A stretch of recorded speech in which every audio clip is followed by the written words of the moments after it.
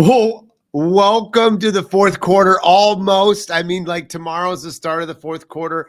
I can't believe it. If you're with me, this year has flown by. It's definitely had some challenges. It's definitely had some cool wins, but man, has it gone fast. And here we are in the fourth quarter. I'm talking about 26. I'm planning about 26. I'm thinking about everything that I was good at, bad at, weak at, need to improve, asking people's opinions. Like I'm all about creating this 26. And so I'm getting pretty pumped. I know we got some cool things, but before all of that, what's really neat is my next guest. So to say that I've watched him grow would be an understatement.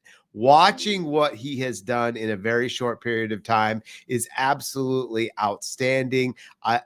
From the time that he first started speaking to where he is today, the time that he started leading to where he is today. Talk about engagement, talk about follow through, talk about if he says he's going to do it, he does it. This guy does it. Jonathon Haddad, welcome to Coaching with Chris. Thank you, sir, for being there every step of the way. We still have our video and notes that we took when we saw Windsor the first time around.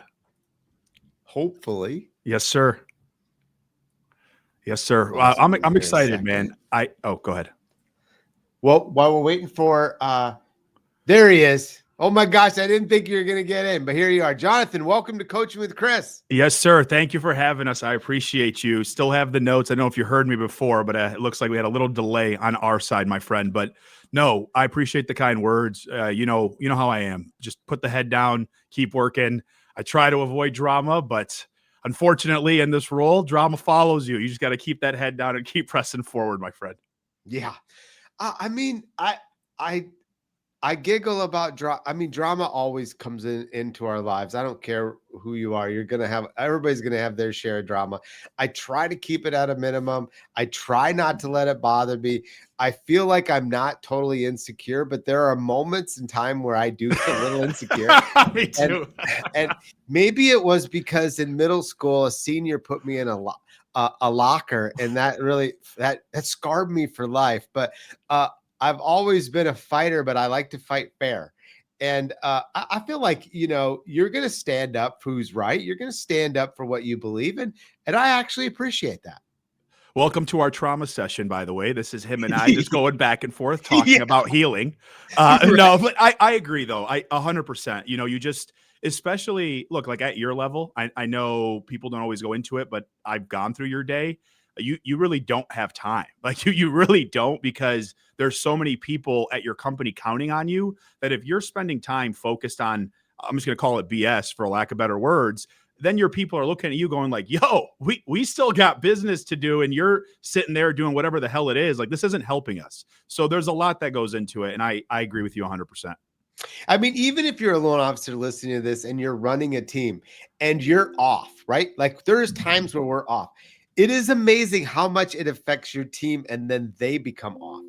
Or when the team goes to you, we're scared, we're freaked out. Are you okay? Oh my God. And I'm like, am I wearing it that bad? And two is that, am I affecting you? And the answers are yes and yes. And then I got to get my shit straight.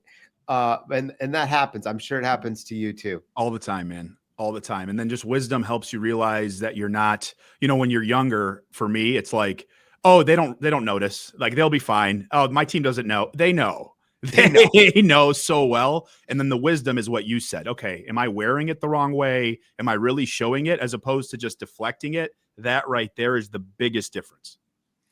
Yeah. Someone told me the other day, wisdom is knowing that a tomato is a fruit. Do you know the saying? And then knowledge. I forgot. Knowledge is knowing not to put the tomato in a fruit salad. Yes, that's exactly it. And I loved it. I can't let go of that one. But like, look, all that aside, you got to be getting excited about what I would say is the coolest event coming up that AIME has ever put on. And you've put a lot of hard work in. Your team's put a lot of hard work on it. I know all of us, all us investors are really excited about it. Let's talk about AIME Fuse, because that's on everybody's minds. There's still a few stragglers, and I know you'll tell me there's probably only a very few seats even left. But this year is different than all the other years ever. It is. And, I talked to our event coordinator, Christy. If you guys know, she's just a beautiful, beautiful soul. Please stay connected with her, especially when you see her at Fuse. This woman runs around like a chicken with her head cut off. And even her telling me just where we're at, it's huge. And then in terms of what we did this year, just speaker wise, we had a whole different approach. You're involved very heavily, multiple speaking engagements for you as well. And obviously with what Windsor's doing, but the other lenders that we're bringing to the forefront now, which is different than Fuse Past. That wasn't a thing that we did. And then really focusing on, we got Bill Pulte, which was very difficult and a lot of work went into that. Barbara, Barry, you, Neil, Amir, Elizabeth Cassidy, Tammy Saul. I mean, we have killers coming onto this stage. Killers. And look, last year, it was hard. I took a beating when I first got rolled out, as we know. And then coming into Fuse, it's like you're nervous. What's going on? A majority of the time, most events, and I'm sure, Chris, you can attest to this, for brokers, most of us procrastinate, unfortunately. And so you usually don't fill things up until about 30 days out. Well, we are very close to passing the 1,000 registration marker here already. That not including lenders and vendors. So we are very close to sold out. We do believe it'll be standing room only. And the biggest vibe, Chris, is just last year, people would reach out to me and say like free tickets. And I was like, no, why would I do free tickets? And then it's like your hands are tied. You're trying to figure it out. What do I do? Do I offer discounts? Do I not? This year, it was flat out no. Here's our line in the sand. We're here to help you close more loans. And the community has returned the favor tenfold. And so we are excited. We do want to be the biggest event. There's a lot of events that people can pick from. We would be grateful. Would love to have you there. If you haven't claimed your ticket, claim it now, because once it's standing room only, it's standing room only. There's nothing that we can do about it. Yeah. And I think that when I pay for an event, I have a better event. When it's a free event, I treat it like a free event.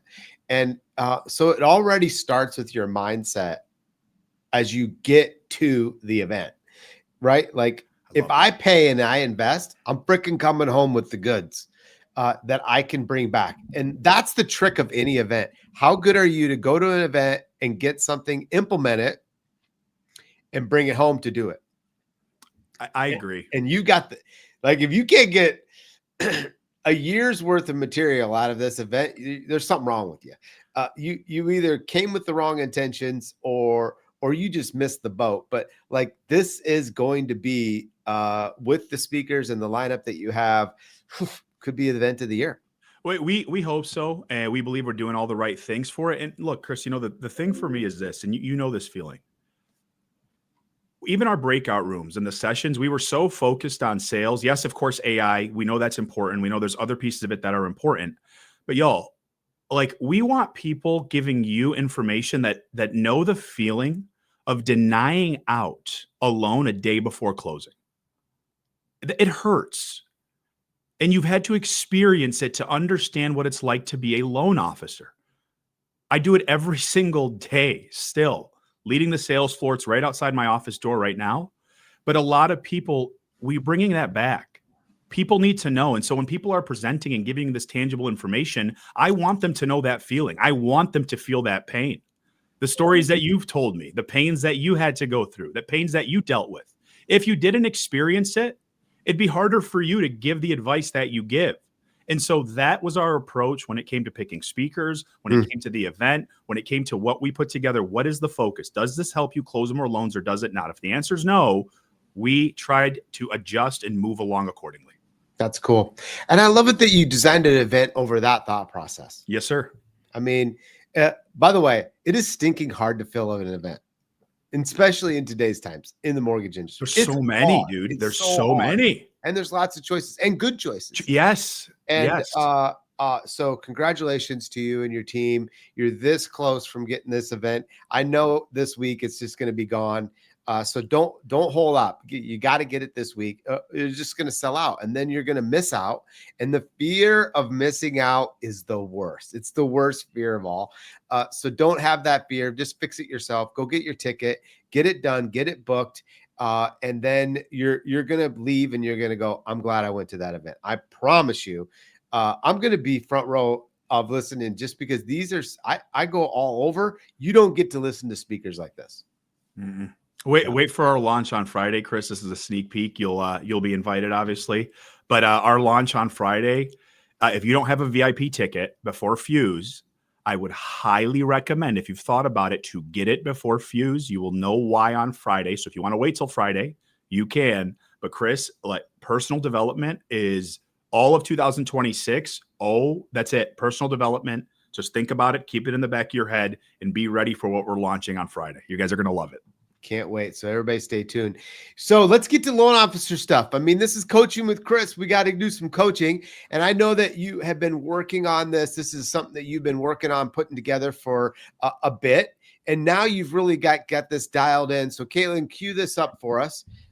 As Jonathan starts into this, the loan officer client strategy. I'm excited. I've never got to see this yet. I got a little bit of sneak peek a couple minutes before, but Jonathan, first of all, like, what drove you to putting something like this together in the first place? So now we're transitioning y'all to sales. I really enjoyed the therapy session. However, it's important to transition into sales. So I've been working with, so I do sphere of influence, self-generated business. And then I also have direct to consumer. We got acquired by NerdWallet about a year ago. Shout out to Chris, who gave me advice on my deal, just so you all know on here. I appreciate you for that. It has served me very well, my friend. Thank you. Good. But with that said, that transition over to NerdWallet, I spent my time at Quicken Loans back in the day, direct to consumer. I have just seen and been a part of probably close to 10,000 or more loans. My team of 13 people, we did $1.3 billion a year for 3 straight years, just working chat, talking to clients via text. So I've seen a lot of different consumers from all 50 states. And now on the NerdWallet side of things, there's different opportunities. And then I have and grow our self-generated business. And so for me, understanding the client is very important because it gives you a framework as a loan officer. So What I've done is I've boiled this down to 3 types of clients, and you're going to understand the feeling of this. And I just want to put yourself back to when you first started as a loan officer. So there are 3 types of clients. John, there's so many different other ones, but you're right. There is, but I'm going to boil it down to 3 types of clients. Number 1, as a new loan officer, this is the client you deal with the most. These are clients that are not ready or don't qualify right now. And what you find yourself doing is spending a lot of time on the phone with these clients. Number 2, these are your clients that are first-time home buyers. They get a co-borrower on the loan sometimes. Sometimes DTI is tight, and then everything else in between, right? Like, it works. It's very close. If you sneeze, the loan might go one direction or another. Sometimes getting the AE findings isn't always the best. You might lose AE findings and final sign-off. Y'all know the stress. Oh, yeah. And then your third client is your sophisticated buyer. Your high FICO, you get on the phone with them right away. They know their business. They're talking interest and ARMs and DSCR, and I have multiple properties, and I'm an engineer, and I'm dialed into the numbers, and I want an Excel spreadsheet. These are clients, high FICO, sophisticated buyers. They generally have money put aside. They're doing more than 3.5%, 5% down. And they have a strategy and a game plan as to why they're buying. They will even tell you sometimes, I'll live here 3-4 years, and then my family's going to move. So I believe you build yourself up to be the consummate professional in order to work with all 3 types of these clients. So this first client, working with a lot of brand new loan officers like I do today, what I find is we spend the most time on these clients. And Chris, you might wonder why. You know why? They want to talk to you. Yeah. And you look around and go, oh my God, they want to talk. This is great. My first lead client wants to talk to me. That's not a bad thing. I'm not saying don't get your practice. What I am saying is you need to understand what it means and how to be efficient with your time while still providing good client service. You can provide good client service in 15 minutes or less. I promise you. You can, but you have to be precise with your words. What a lot of new loan officers do with clients like this is they'll spend an hour on the phone. They'll spend 45 minutes. Then they pull credit. And then you're like, oh gosh, it's a doozy. And then you see all the different marks on there. And then you're calling Windsor's AEs and you're going, can you do this? What are your thoughts on what do you think if? And I'm not saying it's not worth it. It's good to go learn. But spending an hour dealing with that is not the best use of your time. So with these specific clients, you need to diagnose them within 15 minutes. And I use the word does not qualify right now.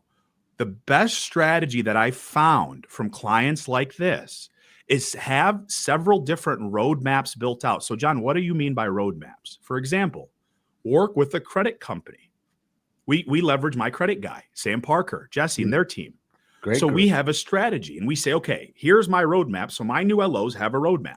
Hey, if the client falls in this bucket, send them over, and we give a script on how to send them over specifically, because if that client now does something, they're really interested.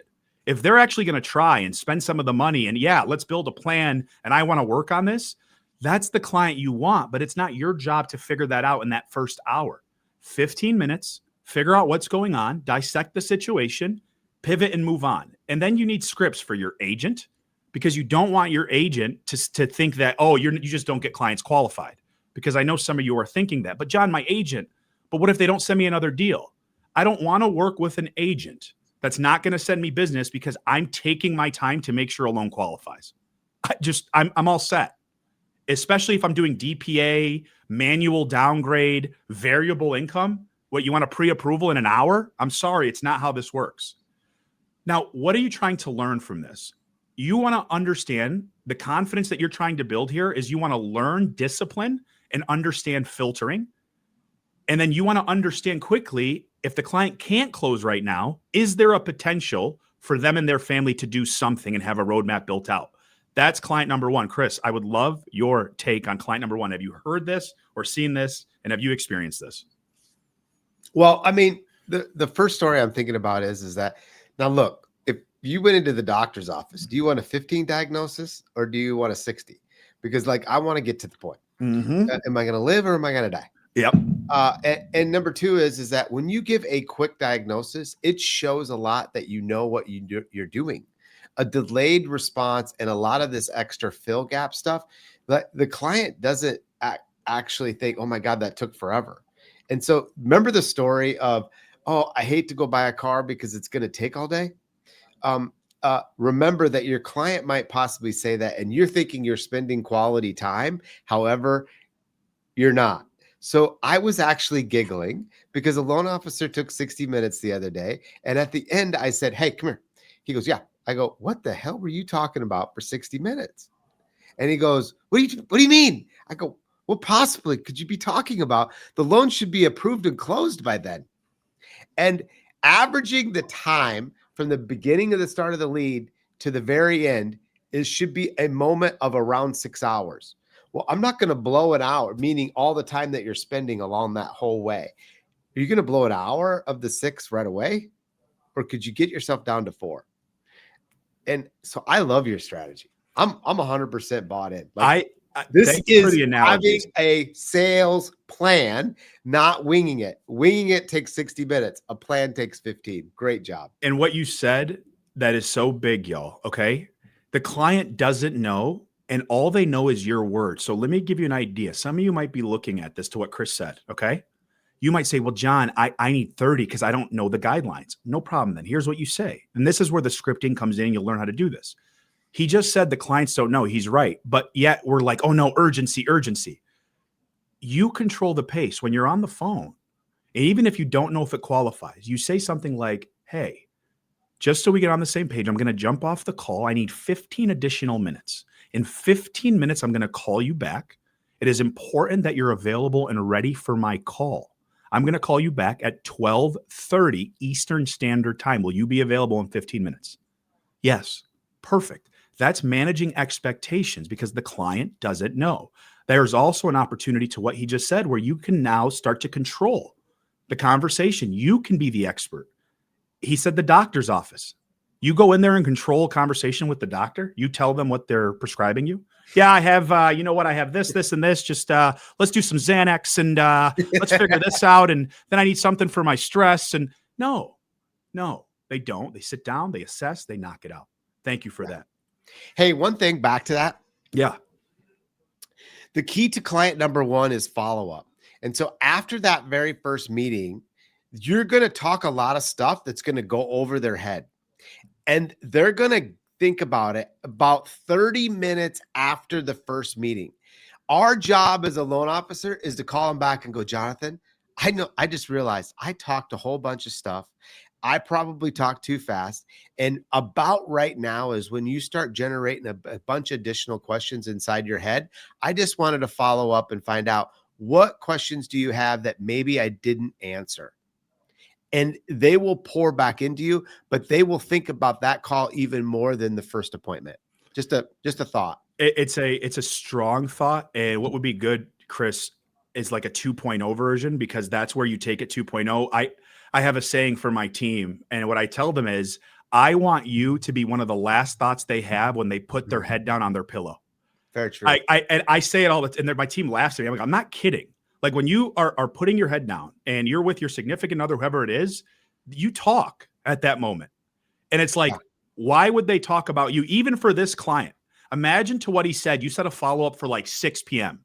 Hey, I know we talked earlier today. I just wanted to reach back out. I know it's 6 p.m. a little late, but I was thinking about you as I was getting off the clock here. And I just want to walk through something with you. Yeah. Think about that. Think about the power of that. Now you're spending 20 minutes. And if that client is a client that's going to buy, and they are a client that's going to do the credit repair, where do you think they're going back to? If that's how you're setting yourself up. I love that 2.0 play. So this is one, and you guys will get a PDF, a QR code that you can download this PDF. But this is just one example of a script. There's many different opportunities within a call in order for you to implement scripting. That's a whole different conversation, but I'm going to give you an example of this specific client. Some people, when you first start, loan officers, John, how do I professionally decline a client? I'm uncomfortable. I've never done that before. Well, I'm going to tell you, I guess, I don't care, bad example, but I'm telling you anyway. I was, part of my job is to hire and fire. And what I learned early on, I was getting nervous. The first time I had to fire somebody, I was 22 years old. I was like, this is awful. I don't want to do this. What's going on? This is a good person. They just made too many mistakes, unfortunately. And I talked to my mentor, and I'm going to give you the same advice that they gave me. Don't overthink it. Rip the Band-Aid off and go. And so for this type of client, it's very direct and to the point. So the goal here is filter in the first 15 minutes, set up a roadmap, and gauge seriousness. Yeah. What do I mean by gauge seriousness? The client wants to tell you their life story. The client wants to tell you about this, tell you about that. I'm not saying you won't have a connection to somebody. Their story might relate to you. What I'm saying is not every client's going to relate to you. So don't make those mistakes. So perfect example. Thank you for sharing this info with me. Based on what I'm seeing, you're just not in a position to buy just yet. And that's okay. Most people I work with start here. This is called bandwagon. So I'm bandwagoning you with other clients. Most people I work with start here. Here's what we can do. I'll connect you with a credit repair / saving plan. And if you follow it, we're going to check in within 90 days. That way, when you're ready, we can move fast. Does that sound like a plan? Now, y'all, I gave you a simple script. You can take this further. I highly recommend having a pedestal sale for the person you connect them with. So if you use a credit repair company, hey, I love working with this person because they work with clients just like you. And there's so many of them. So I don't want you to feel defeated. One of the biggest steps for financial homeownership, and one of the most difficult steps, is the application up front. I don't want you to think this decline right now means it's something you can't do in the future. So let's get you on the right path. But this is one example of that script. Rip the Band-Aid off and have a roadmap for them. John, where do I start in the roadmap? Right here is where you start in the roadmap. Yeah. Also, a little fun twist is to send a handwritten card after this with ice cream, because ice cream makes everything better. And then you're so excited to be able to work with them in the next 90 days to get them into their house. It's just a fun thing. It is. It's the two, but that's 2.0. That's exactly 2.0. So now you start adding to this. Exactly what Chris is saying. figure out the first part. The 2.0 part's beautiful because you all know the clients that are borderline. We've had clients too where you're so close and it's like, I don't want them to do DPA because it doesn't make sense for them. As I build it out and I look at the interest paid and I see that they can save money. And sometimes I challenge my clients. Hey, let me challenge you to save some money because y'all, I own multiple homes. It's expensive. If a roof goes out, God forbid, my air conditioning unit, anything happens. I talk to my consumers about that stuff. So set yourself up for success. Yeah, love it. Number 2. All right. Now, these clients are the clients most of us are dealing with right now. And I already know Windsor's dealing with this too because we use them and we're calling our AEs. These are the clients, y'all, where, okay, we have AE findings. You're 95% LTV, 97 LTV, 96.5 if it's FHA. Everything looks great. And then all of a sudden you lose AE findings and process. You're like, what is going on right now? How do I fix this? There's a lot of panic here. These are a lot of first-time home buyers. They'll have co-borrowers on there. And it's just everything else in between. These are a majority of clients that you're talking to. There's a level of sophistication to each client, and that's not a bad thing. I'm first generation Middle Eastern, okay? Talking to my dad and my mom about a house and interest, they don't know nearly as much as I do. They never were taught that. So there's nothing wrong with that. I just happened to get into mortgages and learned a lot about it. So just understand that's okay. So with these clients, this is very important here. You're positioning yourself as the educator. Over communicate and set expectations. I assume nothing ever makes sense. And here's what I mean by that. I take this so deep. Hey, the reason I believe a higher interest rates makes more sense for you is to ensure that your cash to close is a little bit less. And that's why I pick this specific rate for you and your family. Does that make sense? Client says, yep. So can you do me a favor? Can you let me know why it makes sense for you and your family? I take it a step further. Well, it's all right. I didn't do a good job explaining it. Let's take a step back. Grab that pen and paper for me and let me make sure I walk you through it.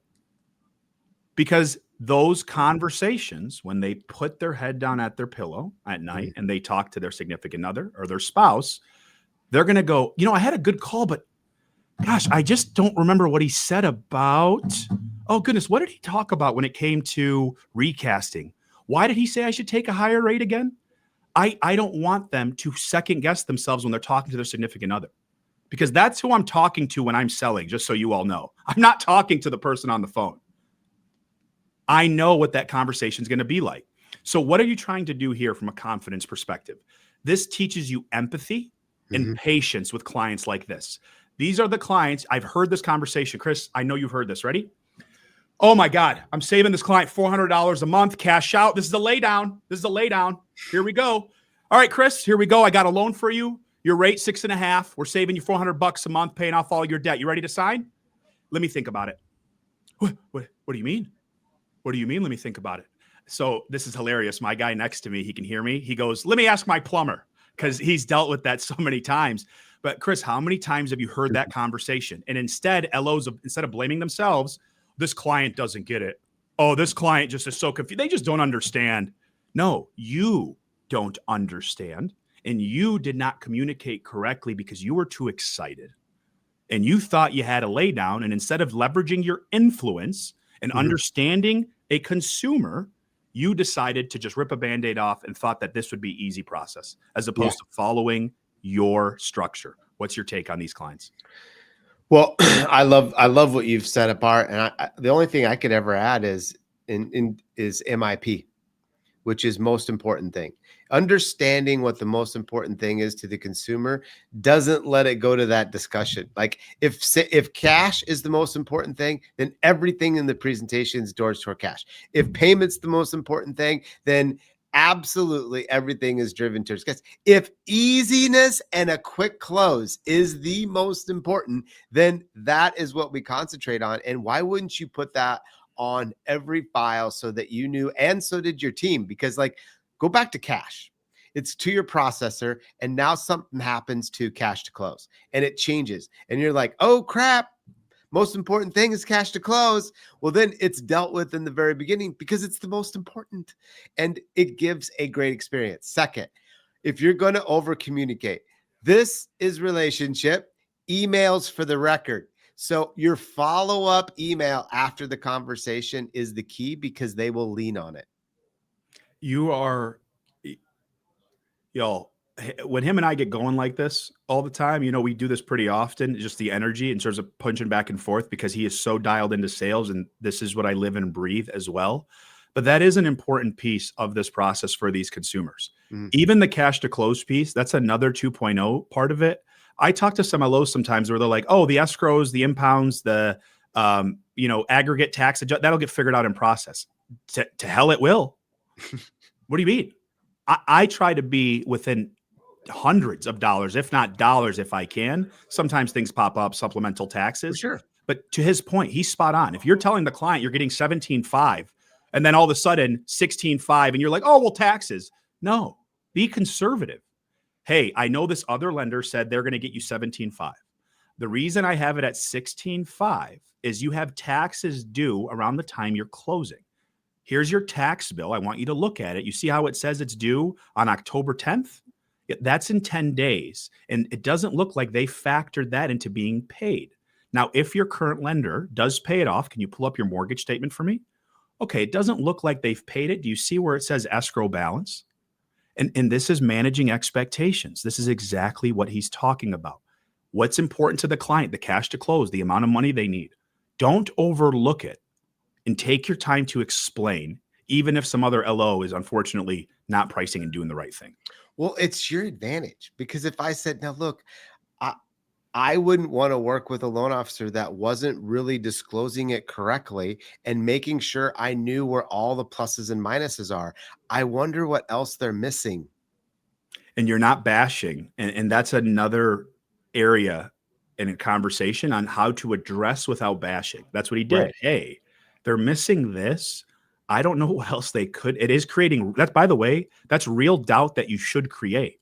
That's not to bash anybody. That's telling your client this is a real thing that we see over and over again. And this is why working with me makes the most sense for you and your family. Yeah.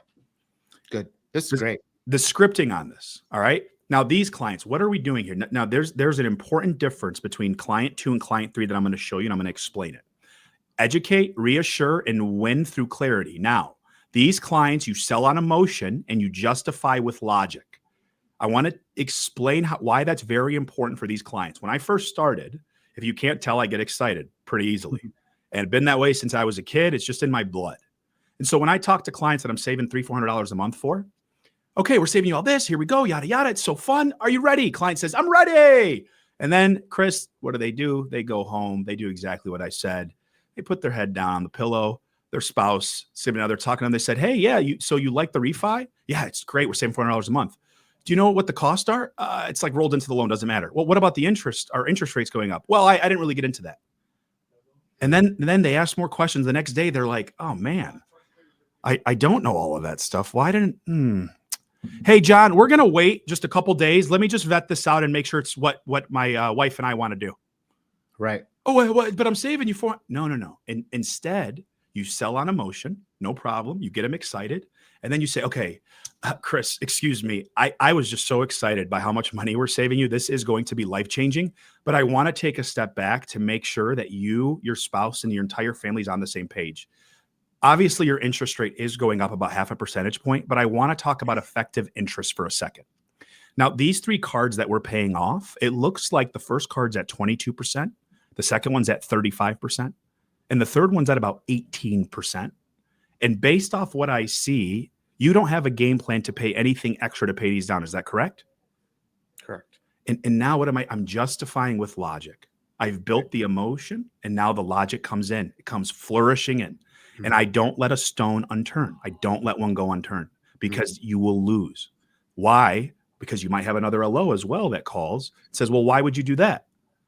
And then now you can, that client is equipped with so much confidence and information that you gave them where they're like, no, I'm good to go. Here's why I would do that. He already went over that with me. Right. So a perfect script for this, just one example. There's so many different ones, but this is a confidence booster. And by the way, I have one more thing on this that drives me crazy, but I'm going to explain it. So congratulations, you qualify. Now I want to set clear expectations. Because we're working with tighter numbers, things like appraisals, seller concessions, and paperwork need to be handled carefully. My role is to walk you through each step, explain it in plain English, and make sure you're never guessing what comes next. When we close, you'll be 100% confident in what you're signing. How does that sound to you? Client says, great. Now, y'all, if you're going to say stuff like this, this is a very important piece, especially right now, because Chris, this is starting to actually piss me off a little bit. All right. It does, because it hurts the broker community. Are you ready? And Chris, I know you've heard it. You ready? Yep. Okay. LO says this to a client. They say, I'm the go-to. Chris, I'm the best of the best. If a problem does arise because it's real estate and Murphy's Law, just know I'm your go-to person. And then, Chris, something does go wrong in process. And then you know what the loan officer says? Yeah, well, this underwriter. How can you tell the client that you're the best of the best and then blame an underwriter and then blame a lender and then blame a closer and blame the process? It is unacceptable, and we need to stop doing it. I talk to more loan officers than you can imagine.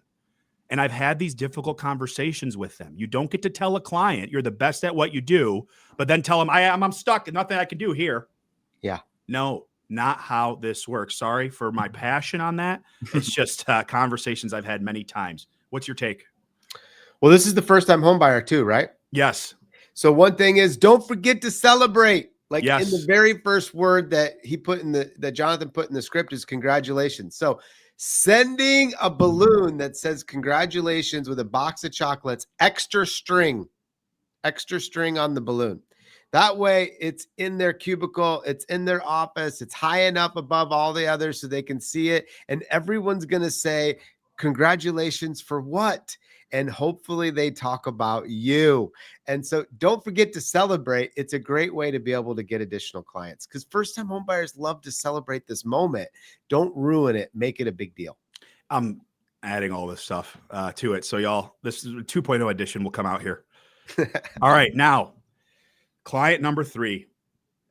So client number 2, to go back for 2 seconds here. Yeah. That first client that we talked about, client type 1, you get a lot of that when you first start. Not knowing, not understanding. Client number 2, that's when you start, hey, a couple deals are coming in, you have a couple agents coming in, and there's business, there's opportunity. But in that role, you're not an authority just yet, right? You're not an authority, you're not a brand. You get opportunity, you're good at you find your way to navigate in and out of these conversations. It's a really great thing. And now you have the third type of client. Now, these types of clients, I'm sure you have seen some people on Scotsman Guide. You ever seen the people that have like 100 units for just an absurd amount of volume? Their average loan amount's like $750,000. That's this client right here. All right. This is your sophisticated client. And look, when you first start, I felt this, and some of you might relate. When I first start and I start talking to doctors and lawyers and investors and self-employed, and I see how much money they're making. Yes, when I first started at 21 years old, I took, oh my goodness, oh my goodness, wow, they make, yes, what's going on? How you try to act this different type of way. No, you want to fit in right away with clients like this. You're a chameleon. Regardless of the client that calls in, I'm a chameleon. I can maneuver in and out. But when you first start, yes, you might not be able to talk as effectively with a client like this. And what do I mean by that? These clients might understand something like a 1031 exchange, a down leg, an up leg, what it actually means. That takes you time to learn if you're a newer LO. You're just not going to know what a 1031 is. One recommendation I do have, this is just a side note, find a commercial lender, commercial real estate, and just go ask and shadow them for a day. Just ask them questions, ask about 1031s. It will serve you very well when you talk to these clients. And when they come in, immediately interest. I'm looking for a 15-year. I'm looking for a 20-year. You've had these clients. I'm going to pay my house off in exactly 7 years. I've paid exactly this much into interest. I'm collecting a massive portfolio of DSCR loans. So with clients like this, you lead with logic, expertise, and wealth strategies. Wealth. Hey, something like this. Chris, as you know, financial freedom isn't just one giant leap into this beautiful pool. It's a bunch of little stepping stones in the right direction in order for us to get to our end goal. And right now, Chris, it looks like you've done a lot of the heavy lifting up front. So we need to find a way on how I can serve you and your family when it comes to your wealth strategies and goals. Walk me through why you own 8 DSCR properties and what makes this 9th one so fascinating to you to invest in. Yeah.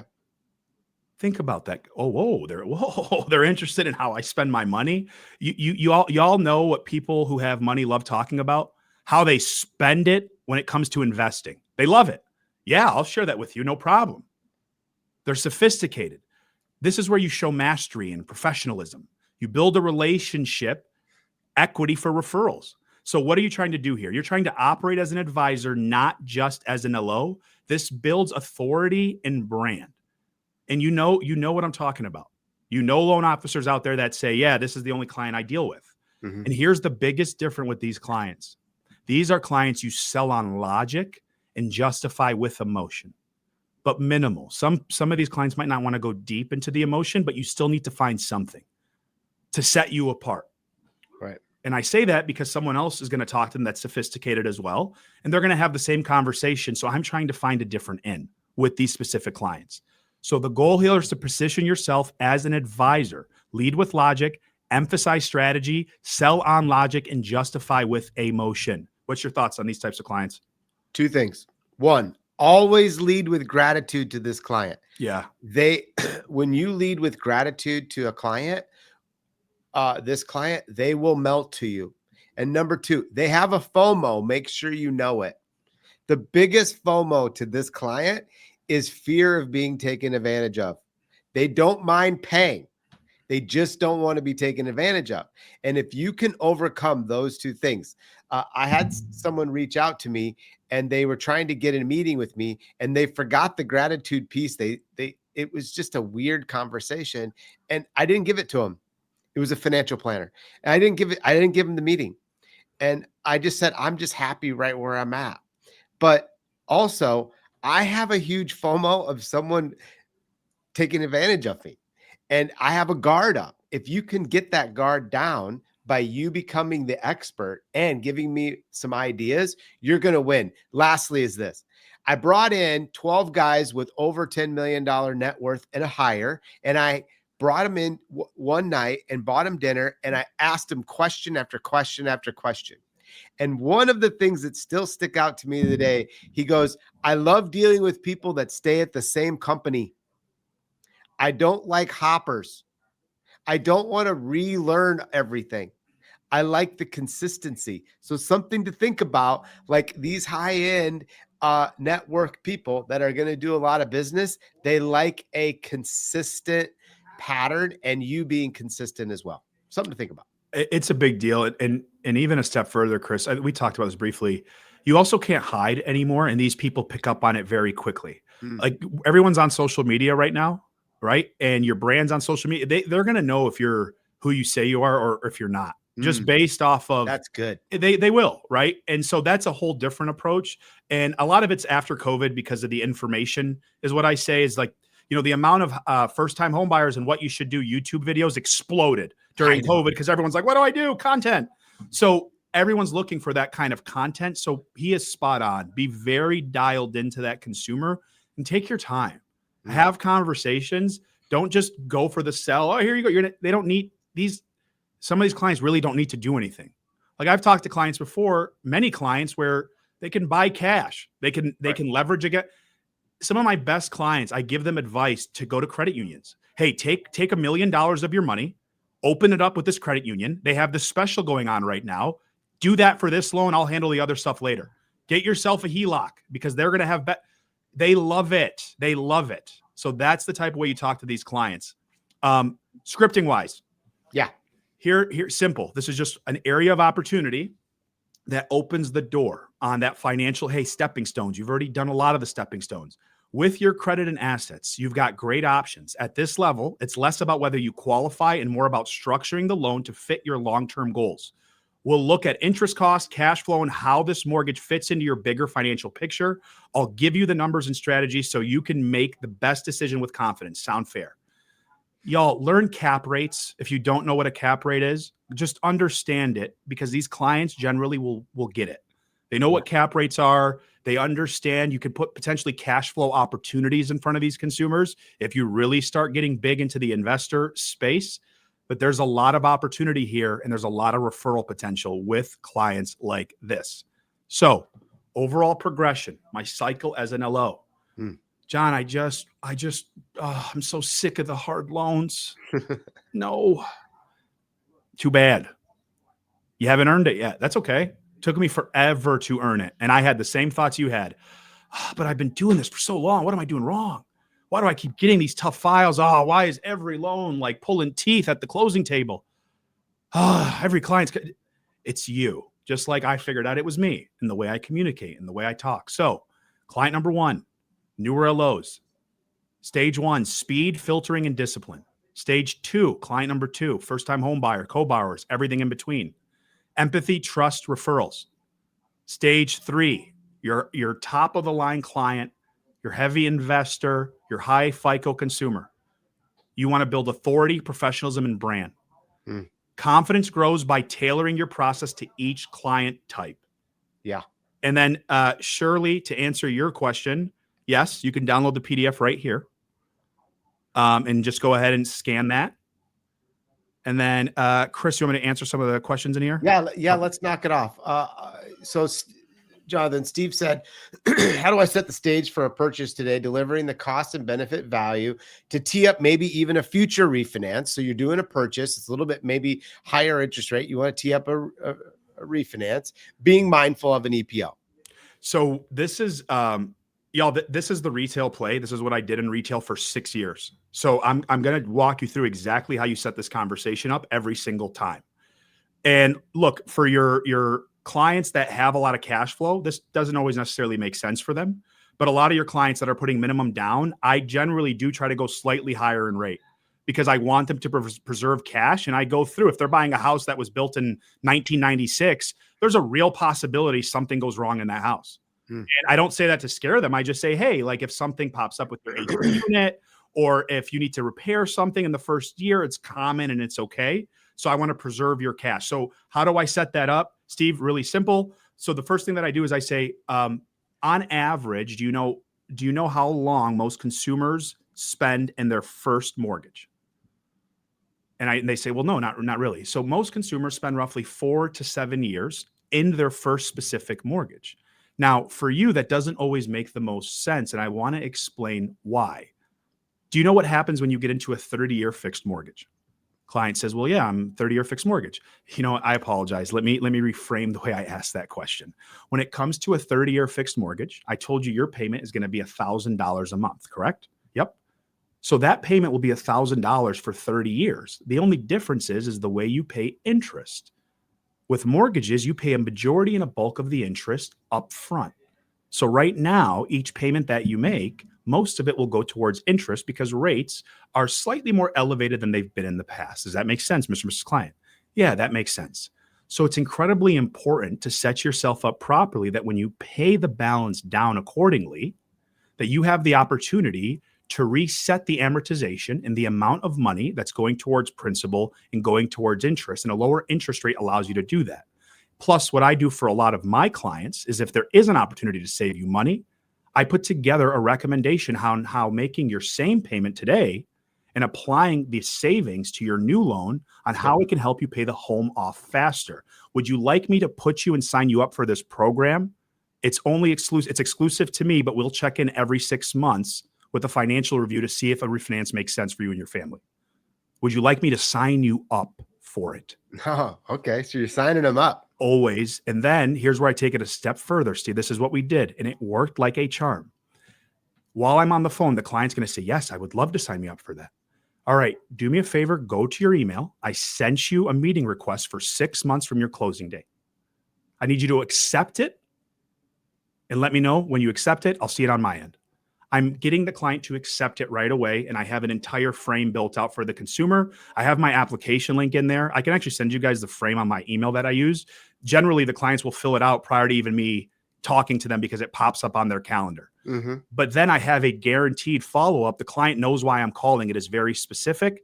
And then I go into that conversation about a potentially lower rate, where the market's currently at, why it might make sense to do it right now. Or Steve, a big thing right now, we've been doing a lot of max buy down 20 years. It's just making a lot of sense for a lot of clients, keeping their payments the same, but shaving off like 5-6 years. That is how we set it up. That's how I've been setting it up in retail. That's how I still set it up to this day. Has a lot to do with the closing call. And a step further, Steve, do that call at closing because the emotion is so high. It's just an easy conversation to have. So I hope that answers your question. That's awesome. That's awesome. Jonathon, I got to say, thank you for coming on Coaching with Chris. This, not only was this like super fun, I can't even believe 50 minutes went by, but also very, very good for the originator to hear. Awesome job of setting this up. I love client 1, client 2, client 3 with the scripts. You guys can get your PDF download right here. If you want to get connected with Jonathon, there's another link to be able to get connected with him. Jonathon, thank you for being you. You too, my friend. Appreciate y'all. Yeah. God bless and take care.